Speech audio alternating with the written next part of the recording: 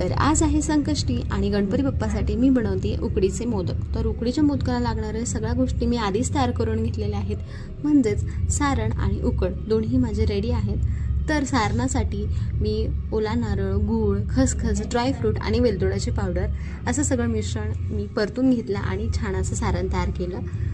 तर माझी उकडही मऊ लुसलुशीत अशी तयार झाली होती। सो मी उकडीचा छोटासा गोळा घेतला, त्याची छान पारी बनवली आणि मी जे तयार केलेलं सारण आहे ते त्यात भरून छान पाकळ्या पाडून मोदक तयार केले। अशा पद्धतीने मी आणि माझ्या बहिणींनी सगळे मोदक तयार करून घेतले। थोडंसं सारण शिल्लक राहिलं होतं, त्याचे मी लाडू बनवले आणि सगळे मोदक मी छान असे उकडवून घेतले। त्याच्यावर छान अशी तुपाची धार टाकली आणि गणपती बाप्पाला दाखवले। तर मी कधीच मोजून मोदक नाही बनवत, कारण माझ्या घरच्यांना मोदक खूप आवडतात, सो मी थोडे जास्तीचंच मोदक बनवते।